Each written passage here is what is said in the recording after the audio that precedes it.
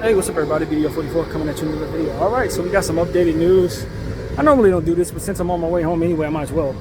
Rudy Gobert has some hamstring tightness that just flared up. I don't know what that means for his availability other than to say he's questionable at the moment. And also slow-mo. Kyle Anderson is also a game-time decision / questionable for at the moment. I didn't really read what his ailment possibly is, but he is expected to possibly miss some time, man. You also have a situation where you got Ant-Man, who's also going to be possibly missing from this particular matchup, ankle ailment. And yeah, man, as I said earlier, they got a few other guys that are out for sure. Monte Morris, who's been out most of the season with an injury and just got to the Timberwolves and is now out even further. And they traded away, God knows, like a couple second-round picks or something on top. I told y'all Detroit won that trade on the trade deadline. I don't know what the hell they valued Monte Morris up so high for, but he's out as usual. And, you know, it's one of those situations where I don't know who's going to be playing for this game because Anthony Davis may just opt not to play. I think that's probably what you might see if Rudy Gobert is either reacting to Anthony Davis probably not playing, or Anthony Davis may react now to the Rudy Gobert news and not play. But I think it's a good chance we don't see any centers down there for the Lakers other than, you know, for the Timberwolves other than Naz Reid, who is more than enough. Everybody who knows enough about Naz Reid knows if he had a starting job in this league, he'd probably average over 20 points. So that's the real deal, man. But we still got a lot to consider. Maybe they're, you know, taking us for granted to say if Bron and AD ain't going to be out there, then we can't beat them and they can just sit all their stars. They can get beat if they do that. I'll tell you that right now. We will beat Minnesota with our role players. I like Naz Reid. I like Jaden McDaniels and Mike Conley, but they're not going to be able to stop the onslaught of D'Angelo Russell, Rui Hachimura, and Austin Reeves. They're not better than those guys, in my opinion. Not overall. If those are the three going up against the three, in theory, we should win that. So hopefully Minnesota does this. Hopefully they're resting all their stars. We rest all our stars and just have a battle of the benches, for which I know ours should be the victor there. We should. But as of right now, everybody's just playing chicken. I think that's really what's happening. You don't know who's going to suit up.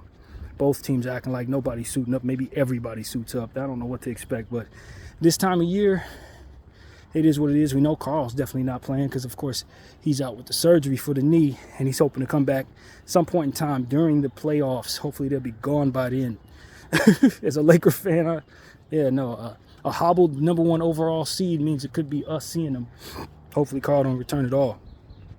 So, yeah, man, these are the type of things I'm thinking about. But the Lakers need to come out with a certain sense of urgency, no matter who's on the other side of that line against us. Whether Ant-Man plays, Rudy plays, and none of them got to play. We still need to come out here and play like this is the number 1 overall seed we're going up against with our back against the wall. It's the 9th seed, possibly slip into 10th if we don't get our act together. So right now we're in 9th. Golden State did us some losing yesterday. Very pleased with that. Hopefully they continue to do that. And Phoenix also lost to the Celtics, as I already mentioned. So that puts us in a position to see the 9th spot is something we could at least hold on to, if not slip into the 8th spot. But the 9th spot's better than the 10th spot, that's for sure. At least you get a home court advantage in that game. And that could be all the difference. So that's what I'm hoping for, man. The Los Angeles Lakers and Minnesota Timberwolves, 6:30 tonight.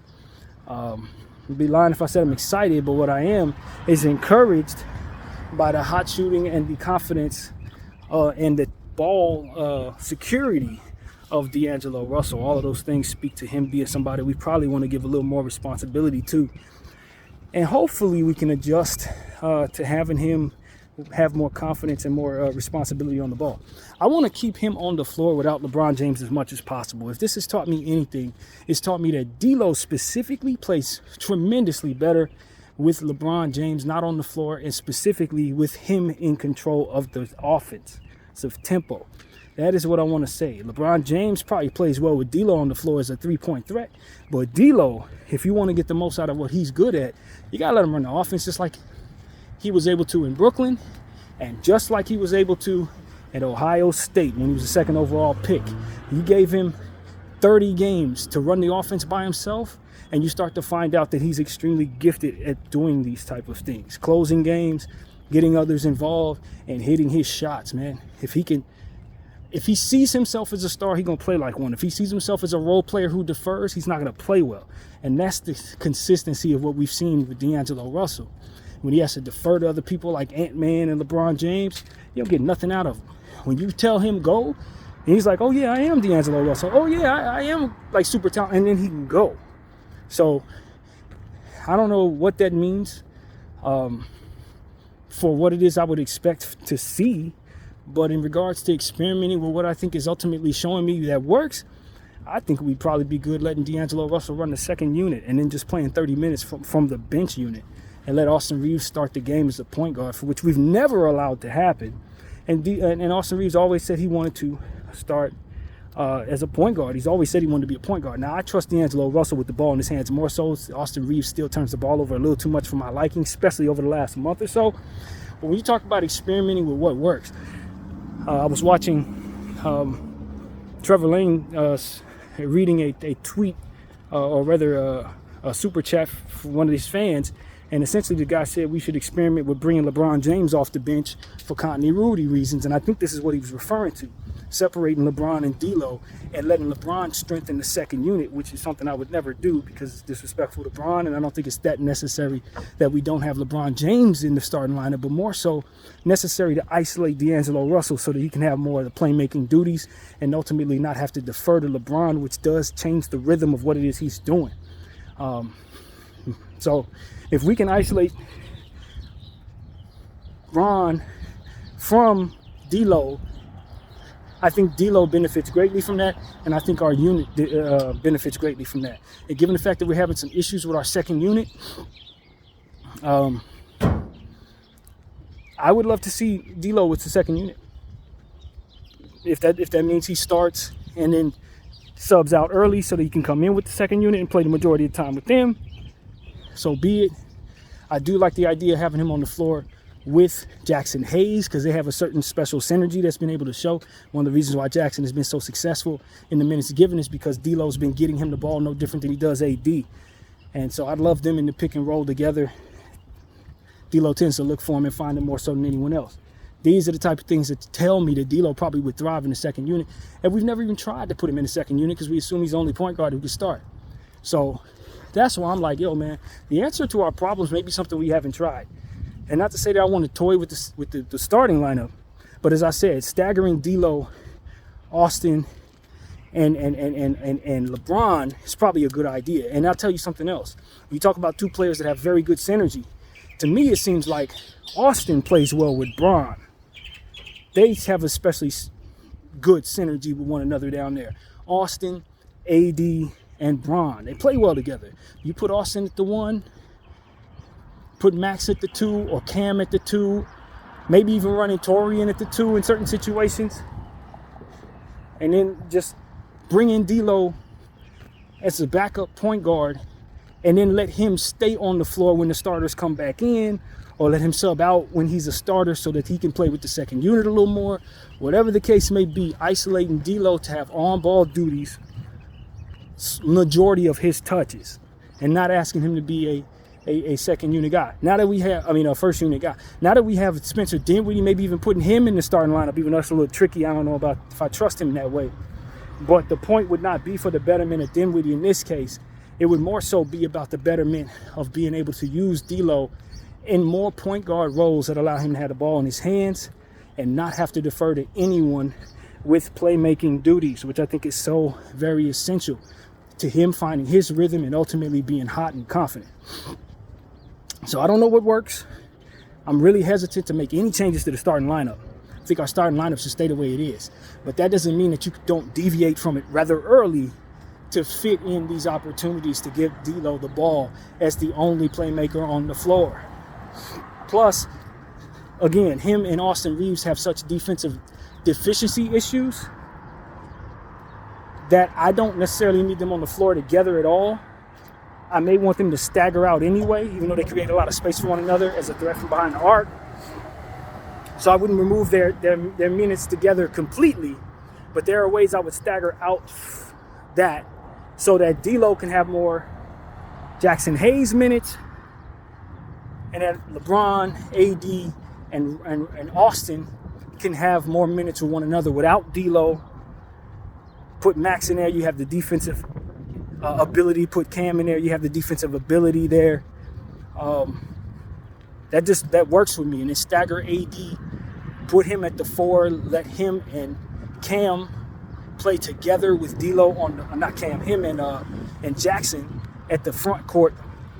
Let them play together with D'Lo without Austin. Maybe have Max Christie or Cam Reddish at the 2 and Bron, Rui at the 3, although people don't like putting Rui at the 3.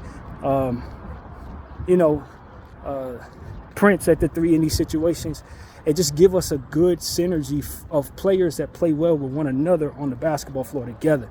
Because now we're starting to see that some of these guys, Bron takes away from a guy like D'Lo in a drastic way. Even though he can play with D'Lo and D'Lo can play with him, they better without each other on the floor, especially D'Lo as it pertains to Bron. So we can isolate that and still keep starters on the floor, maybe stagger out more bench minutes, more bench production by letting those guys be with the bench in certain situations. Even though your bench isn't necessarily giving you that production, you'll still have productive units that will be considered your bench with a key starter in place. So going big works. Rui can play the 3, even though people don't think he can. I know he can. You may have to give up some speed on the defensive end, but it ain't no more speed than you giving up with putting Prince there. I don't know why people think Prince is such a better defender on the perimeter than Rui is. He's not. Pretty much the same thing, only a little worse. And because Rui is such a bad playmaker and his floor generalship is so bad, I need him isolated to opportunities for him to look to catch and score. I don't need a lot of movement going on around him per se that he has to try to make decisions to pass the ball to people, because he's not good in them situations. Just like I say, Max is not a good passer. Rui is not an inaccurate passer, but he's not a gifted floor general in any way. So I'm going to stagger away from having both of them on the floor at the same time, because I got a feeling we're going to be turning the ball over left and right, especially if Austin's down there with him. So I'm getting away from that. And I'm going to try to stagger those players out in different ways so that we're not doubling down on players that have similar weaknesses. So these are the type of things, like, it's unfortunate for me because I don't have my PlayStation set up this season.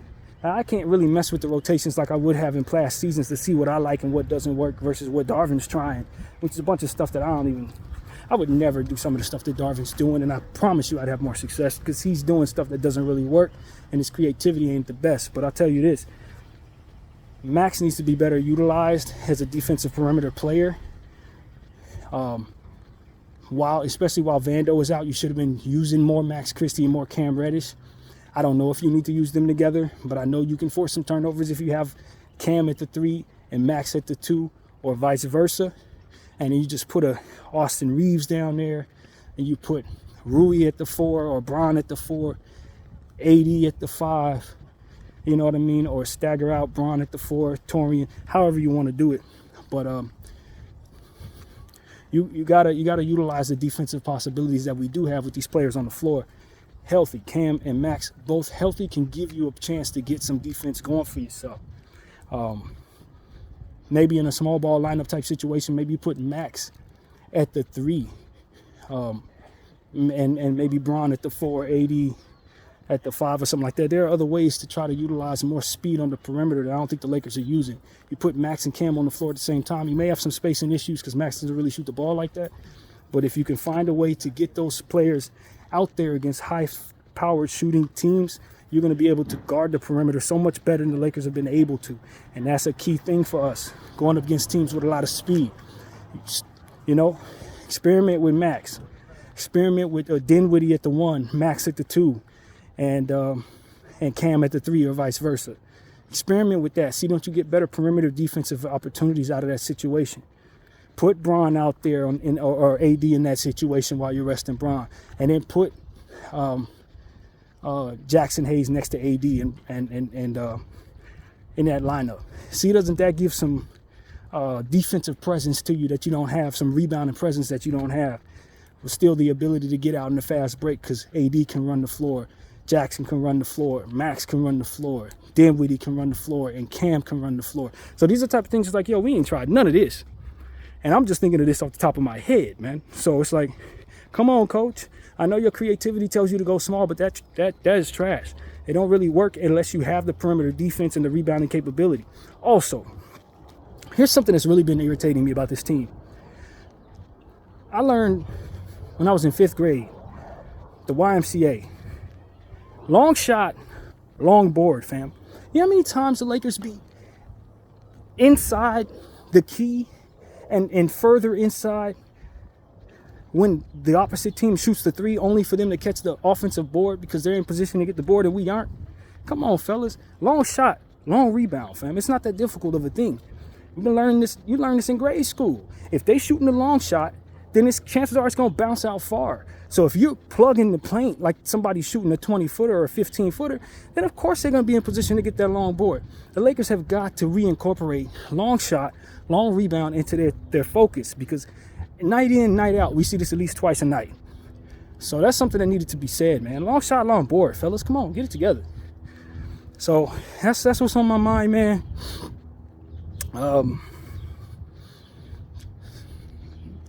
Experimenting with the lineup, you know, stuff that should have probably been done in practice, stuff that should have been done earlier in the season. Obviously, we've been having players in and out of the lineup. But I'm telling you, a lot of the problems that we have, they come from experimenting the wrong way. Trying stuff, but nothing that really makes any sense. You know what I mean? The stuff that I just explained to you guys, I believe makes some sense. And yes, it's not perfect. It's going to leave some holes open. Some of those lineups aren't for 3-point shooting. Some of those lineups are not necessarily for interior defense. You know, some of those aren't the quickest lineups in some of these cases. But for what it is that I may need in guarding the perimeter, for what I may need in regards to having size and speed, I may be able to put some things down there if I play around and toy around with the idea of Max, Cam, Jackson Hayes, Anthony Davis, and somebody to play the point guard. One of my 3 guys that I'm comfortable putting in that point guard position. And trying Austin Reeves at the point guard when it makes sense to do so. Especially with Braun on the floor, you know, and D'Lo off of it. You know, and then putting D'Lo in positions to have the ball by himself, run the offense and pace the offense by himself with Anthony Davis as the other star on the floor, or Jackson Hayes with the other big on the floor, or both. And see, don't he make something happen when we do that? So that's pretty much what I gotta say. MZBDO44, thank you for watching.